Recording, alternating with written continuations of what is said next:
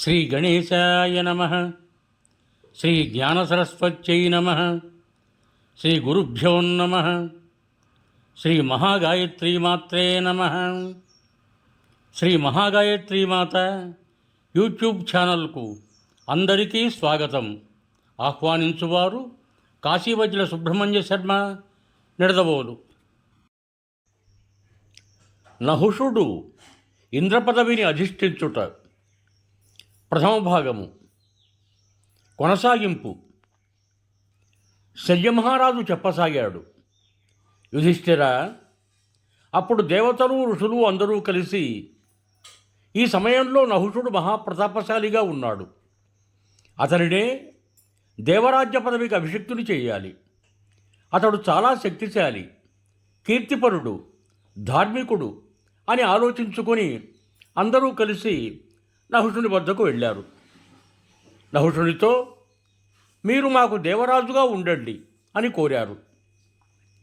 అప్పుడు నహుషుడు, నేను చాలా బలహీనుడిని, మిమ్మల్ని రక్షించడానికి తగిన శక్తి నాకు లేదు అన్నాడు. అందుకు దేవతలు ఋషులు, రాజా, దేవదానవులు, యక్షరాక్షసులు, ఋషులు, మీ అందరూ పితృగణాలు, గంధర్వులు, భూతగణం కన్నులెదుట ఉన్నారు.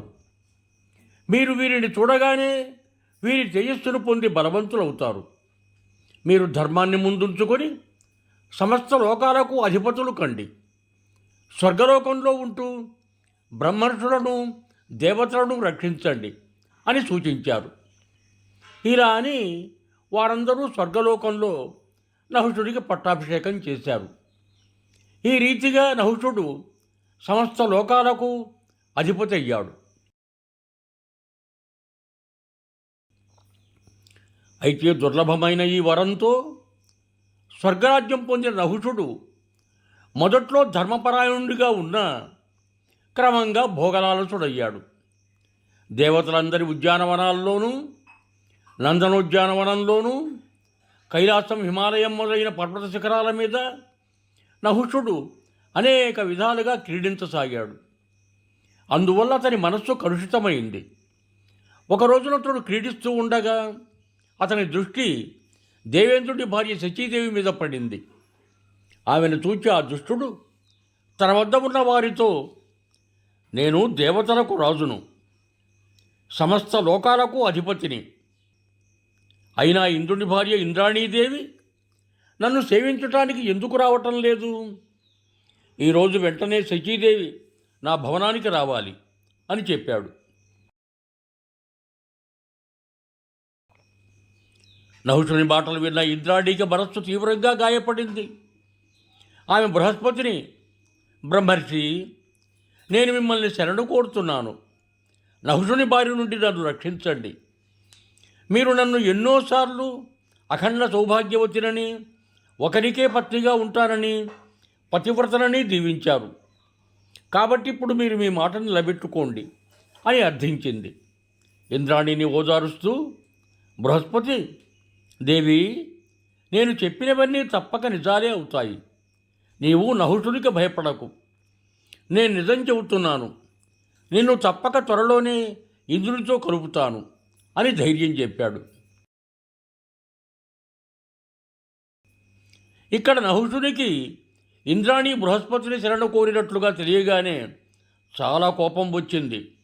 అతడు కోపంతో మండిపాటం చూచి, దేవరాజా, కోపాన్ని విడవండి.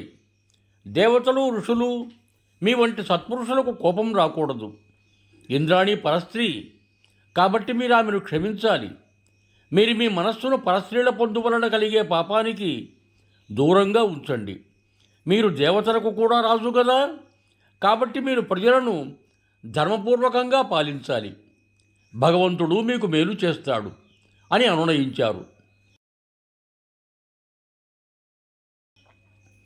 ఋషులు ఈ రీతిగా నహుషుడికి చాలా చెప్పారు.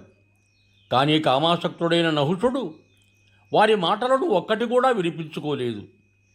అంతవారు బృహస్పతి వద్దకు వెళ్ళి అతనితో, దేవర్షి సత్తమా, ఇంద్రాణి మిమ్మల్ని శరణు కోరిందని, మీ భవనంలోనే ఉంటోందని, మీరు ఆమెకు అభయమిచ్చారని విన్నాము. దేవతలము, ఋషులము అందరము మిమ్మల్ని వేడుకుంటున్నాము. మీరు ఆమెను నహుషునకు అప్పగించండి అన్నారు. దేవతల ఋషుల మాటలు విని ఇంద్రాణికి కన్నులలో నీరు నిండింది. ఆమె దీనంగా విలపిస్తూ, బ్రహ్మర్షి, నేను నహుషుని భర్తగా స్వీకరించలేను. నేను మీ శరణు చొచ్చాను. నన్ను ఈ మహా ఉపద్రవం నుండి రక్షించండి అని బృహస్పతిని వేడుకొంది. బృహస్పతి, కళ్యాణి, నేను శరణన్న వారిని విడువను. ఇది నా నిశ్చయము. అనిందిత, నీవు ధర్మాన్ని తెలిసిన దానవు, సత్యశీలవు, కాబట్టి నేను నిన్ను విడువను అని ఇంద్రాణిని ఓదార్చి దేవతల వైపు తిరిగి, ధర్మవిధి తెలుసు, ధర్మశాస్త్రాలు కూడా నేను విని ఉన్నాను. నేను సత్యనిష్ఠుడను. ఇన్నింటినీ మించి నేను బ్రాహ్మణ జాతి వాడను కూడా. కాబట్టి నేను చేయకూడని పనిని చేయను. మీరు వెళ్ళండి, నేను ఈ పని చేయలేను.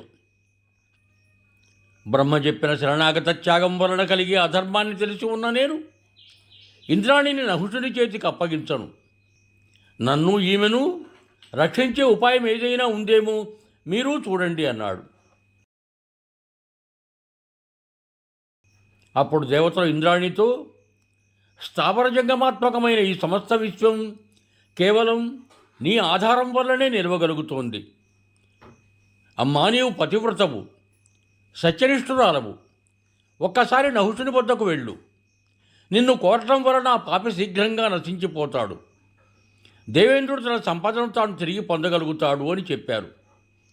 తమ కార్యం సిద్ధించడం కోసం దేవతలు అలా కార్యాన్ని నిశ్చయించారు. ఇంద్రాణి అత్యంత సంకోచంతో నహుషుని వద్దకు వెళ్ళింది.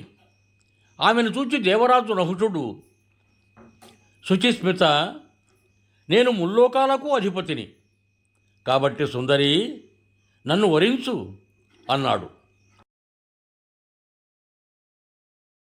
నహుషుడలా అనగానే పతివ్రతైన ఇంద్రాణి భయంతో వడకసాగింది. ఆమె చేతులు జోడించి బ్రహ్మదేవునికి మనస్సులోనే నమస్కరించుకొని దేవరాజైన నహుషుడితో, సురేశ్వర, మీరు నాకు కొంత గడువు ఇవ్వాలని కోరుతున్నాను. ఇంతవరకు దేవరాజు శక్రుడు ఎక్కడకు వెళ్ళాడో, తిరిగి ఎప్పుడు వస్తాడో తెలియదు.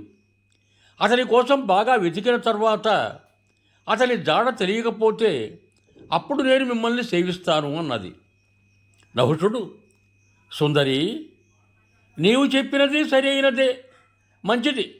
శక్రుని జాడ తెలుసుకో, కానీ చూడు, నీవు ఇచ్చిన మాట మాత్రం గుర్తుంచుకో అన్నాడు. ఆ తర్వాత నహుషుని వద్ద సెలవు తీసుకొని ఇంద్రాణి బృహస్పతి ఇంటికి వచ్చింది. ఇంద్రాణి యొక్క మాటలు విని అగ్ని మొదలైన దేవతలందరూ ఒక చోట చేరి ఇంద్రుని విషయమే ఆలోచించసాగారు. వారు దేవాధిదేవుడైన విష్ణుమూర్తిని కలుసుకున్నారు. వ్యాకుల చిత్తుడై ఇతనిని, దేవేశ్వర, మీరు జగన్నాథులు, మాకు ఆశ్రయులు, మాకందరికీ పూర్వులు. మీరు సమస్త ప్రాణులను రక్షించటానికే విష్ణు రూపంలో ఉన్నారు. భగవాన్, మీ తేజస్సు వలన వృత్తాసురుడు చనిపోయాక ఇంద్రుడికి బ్రహ్మహత్యా దోషం చుట్టుకుంది. అది తొలగే ఉపాయం మీరు సెలవీయండి అని ప్రార్థించారు. దేవతల ప్రార్థనను విని విష్ణు భగవానుడు, ఇంద్రుడు అశ్వమేధ యజ్ఞం ద్వారా నన్ను పూజించాలి. నేను అతనిని బ్రహ్మహత్యా దోషం నుండి విముక్తుని చేస్తాను. అందువల్ల తనకి అన్ని రకాల భయాలు తొలగిపోయి తిరిగి దేవతలకు రాజవుతాడు. దుష్టబుద్ధి అయిన నహుషుడు తన నిత్యకర్మల వలన నశించిపోతాడు అని ధైర్యం చెప్పాడు. భగవానుని యొక్క సత్యమైన, శుభకరమైన, అమృతమయమైన పలుకులను విని దేవతలు, ఋషులు, గురువులు కలిసి ఇంద్రుడు భయపడి వ్యాకులుడై దాక్కున్న చోటికి వెళ్ళారు. అక్కడ ఇంద్రుడి శుద్ధి చేయటానికి బ్రహ్మహత్యా దోషాన్ని తొలగించే అశ్వమేధ యజ్ఞం మొదలైంది. వారు బ్రహ్మహత్యా దోషాన్ని విభజించి వృక్షాలకు, నదులకు, పర్వతాలకు, భూమికి, స్త్రీలకు పంచారు. అందువలన ఇంద్రుడు పాపరహితుడు, శోకం లేనివాడయ్యాడు. కానీ అతడు తన పదవిని చేపట్టడానికి వచ్చి చుకుచేసరికి నహుషుడు దేవతల వరప్రభావం వలన దుస్సహుడై తన దృష్టి మాత్రం చేతనే సమస్త ప్రాణుల తేజస్సును హరించి వేస్తున్నాడు. ఇది చూచి అతడు భయంతో వణికిపోయి అక్కడి నుండి మళ్ళీ పారిపోయాడు. అనుకూలమైన సమయం కోసం వేచి చూస్తూ సమస్త ప్రాణులకు అదృశ్యంగా ఉంటూ తిరగసాగాడు. అశేషం శుభం భూయాత్, సర్వే జనా సుఖినో భవంతు. ధన్యవాదములు.